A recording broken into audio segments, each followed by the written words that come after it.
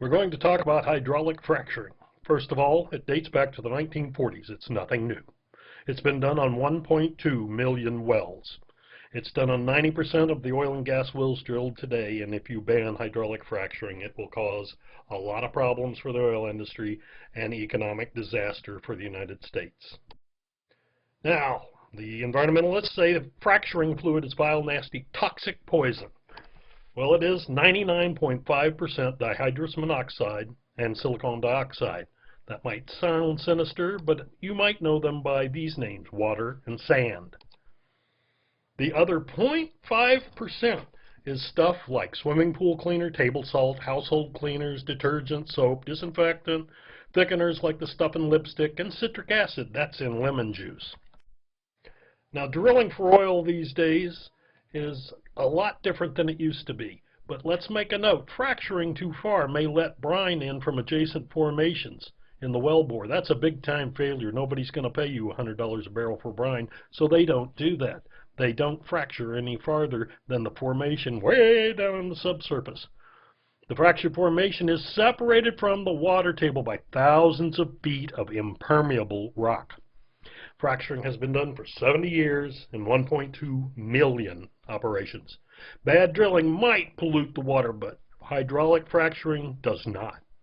Every oil or gas well, by the way, has been drilled down through a water table, and 99.999% of them are safe. Now, there's your water table, and look, the well is separated by multiple layers, 3 or 4, of steel and concrete before the fracturing even starts to take place. Okay?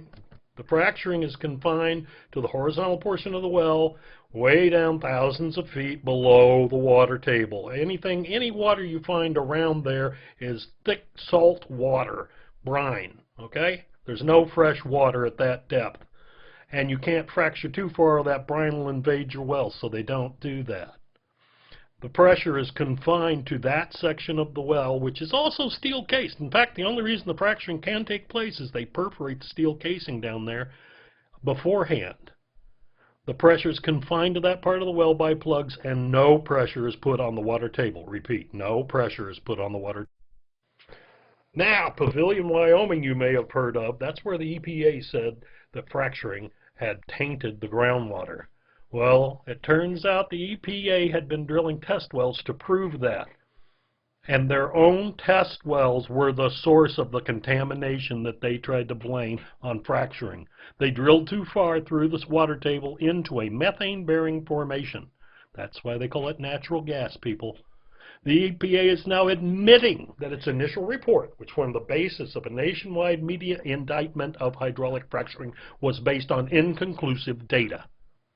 It appears the suggestion of a definite cause and effect relationship between natural gas drilling and water well pollution at Pavilion was based on nothing more than wishful thinking. You can see the references for this in the bibliography. Conclusion. Hydraulic fracturing is a long-established 70-year-old technology that allows oil and gas to be produced efficiently. A lot of people said a lot of bad things about hydraulic fracturing that are not true. Hydraulic fracturing causes no harm to water tables or anything else. Anyone who tells you different is ignorant or dishonest. Goodbye. And here is your bibliography I promised.